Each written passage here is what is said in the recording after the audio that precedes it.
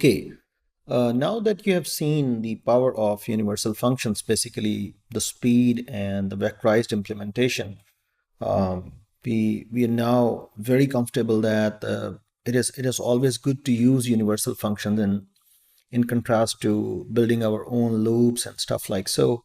So let's just have a quick tour on just a quick tour of just a few of useful universal functions, including some of the arithmetical functions, some of the trigonometric functions, comparisons, how to handle the missing values properly, basically the nan values inside the arrays. So for example, if you want to add uh, elements of an array and that array has some nan values as well, so how to handle those, because if a nan value is added to some other value, what will be the result at the end of the day? So we will also just see a few functions that are required for rounding off the floating point numbers. And then we will see primarily that most of these functions that you'll be seeing, they are achievable by operators. I mean, there are operators that are overloaded for all these kind of functions, and inside, even in most of the functions, the inside implementation is called by those operator overloadings. So then once the operators are available for most of these functions, why we really need the function names as universal functions as well. So I will convince you at the end by telling you a feature and advanced features in universal functions that you can set the output argument inside the function as well, which may not be possible directly using operators. So anyways, you will be seeing these universal functions now, and there will be multiple ways of dealing with these universal functions. I mean, there will be multiple functions, there will be operators, all of them, they can do the same stuff for you. So let's start by going towards our friend Jupyter Notebook and just get comfortable with some of these functions. Let me just make this view of the screen a little wider, bigger. Let me just remove the header and the toolbar as well. So now we have better space, better than earlier. Yeah. Um, yeah.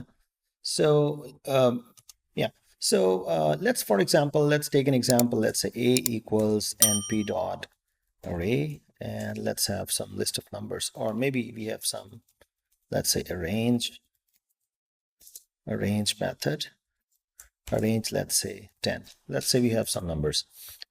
Let's say these are these numbers.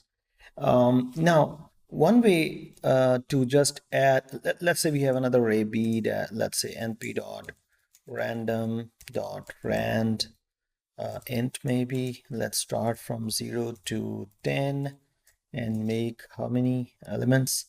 Make, for example, 10 elements. So this is b. If you check the shape of b here, that is this. If you check the shape of a here, that is this. Now you might be noticing that the shape of b is 1 by 10. The shape of a is this weird kind of one-sided array. One way to deal with that, if you really want to deal with that, is this NumPy allows you a new access kind of. So let's say, let me call that c equals a. Let's say you want to be consistent with the shape of b. So what you do is you really add new access, np dot new access here, and keep the rest as it is. And now the shape of the c, if you will see, that will be consistent with the shape of b. So whenever possible, I mean, there are certain kind of libraries that requires the arrays to be in a particular shape. I mean, although this is a one-dimensional array, this is also a one-dimensional array, but explicitly adding the dimension or mentioning the dimension is sometimes required for some kind of libraries. In that case, this np.newAccess might be helpful. Just add a dummy access to your array. Okay. Now what we do is we basically add, let's say, the two arrays b plus c, and the result is just in d. We print d. That's okay. Yeah. So that's our d. You can now see, if you see the shape of D, the shape of D is again 1 by 10, and it's an array. It's an array with 1 by 10. Again, if we want the same kind of structure back, we can call this np.squeeze function. Yeah, np.squeeze. Where is that? As QUECE, np.squeeze D, and it will squeeze the extra dimension that was there that you have added using this new access kind of stuff.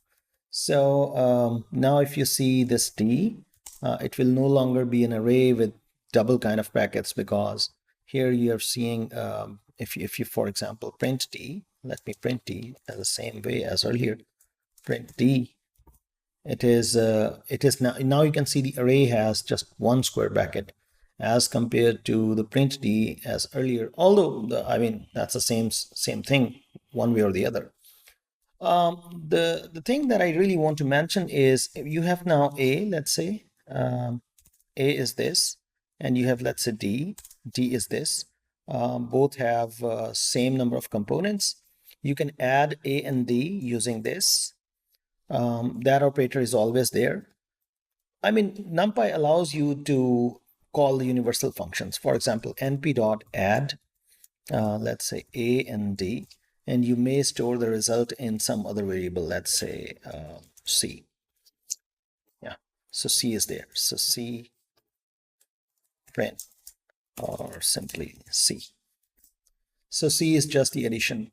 Now, I mean, it is always great to, I mean, use operators whenever, I mean, there is no difference in using this add function or using this a plus operator, because at the end of the day, the add function eventually calls this plus operator inside. So, but that's another way. I mean, if you want really to increase the readability or to use universal functions, there is another way to set the output argument that we will see later on. But you can use the add function if you really want. Further, there is another function, let's say sum, let's say np.sum. And here, let's say you want to add A and D, and you will get the sum in, oh, oops, there's an error. np.sum, only integer scalar arrays can be converted to scalar index. What's the problem? Why we cannot call this np.sum? So let me just see, what is A? A is this. What is D? D is this. So np.sum, why not? So it contains A, X's, and oh, the sum is no longer a replacement of add.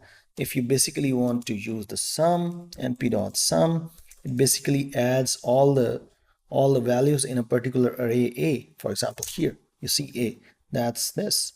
And the same thing goes if you want A dot sum. If you want this, A dot sum, the same thing goes like that. So, I mean, you should not be using the sum function. If you want to add multiple arrays together, you should be using the function add or operator plus.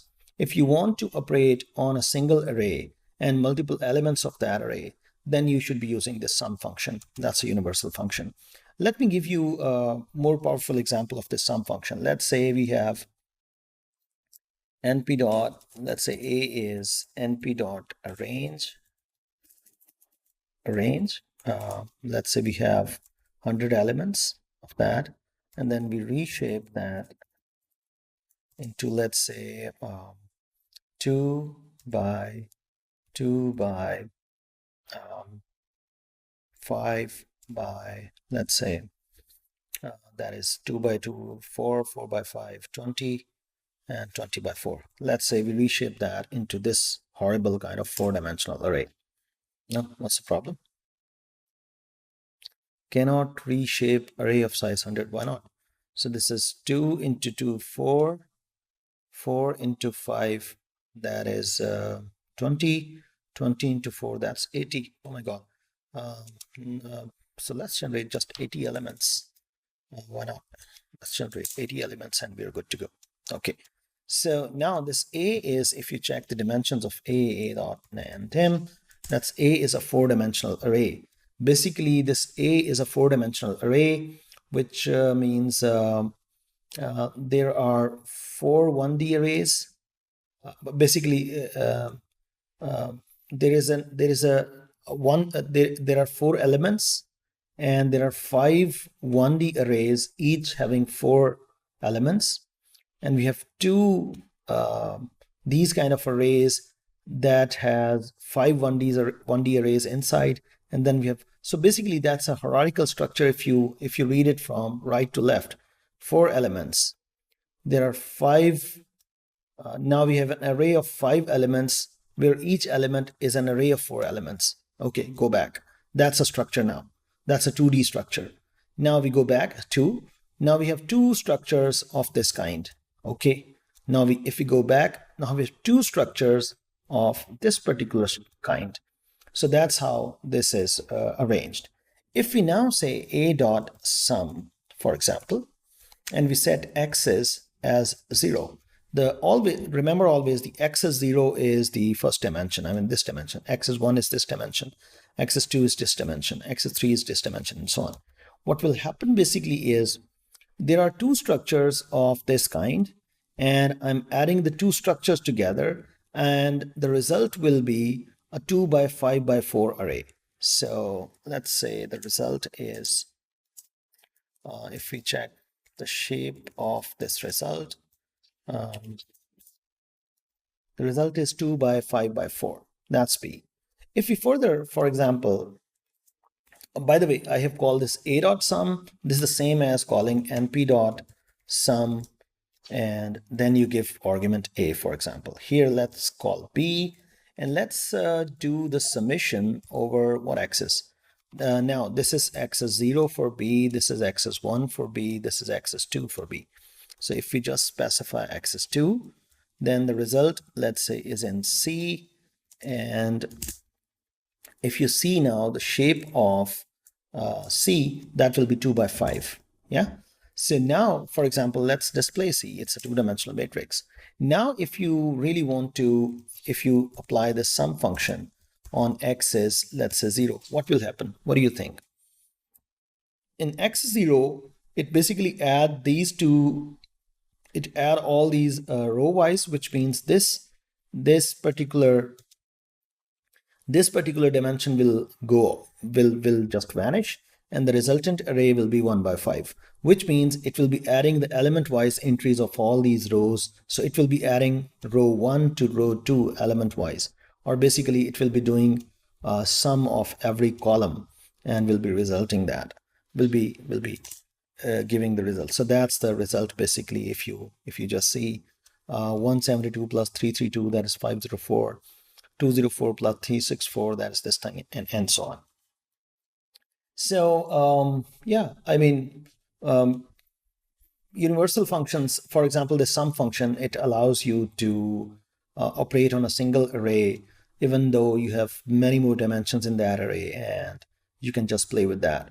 But in contrast, if you see this add function, it is it operates generally on 2 arrays, and the same kind of stuff is achievable through a plus operator, although the implementation or the time for a plus operator and the add function, that is the same. Let me show you the time comparison as well. So let's say we have array A, that is np.random.rand. Let's say we have array with array with that kind of values, huge values. Let's say that's n is our, this is our n. Let's say we generate a big array A, and let's generate a big array B, again randomly, np.random.rand, that's n.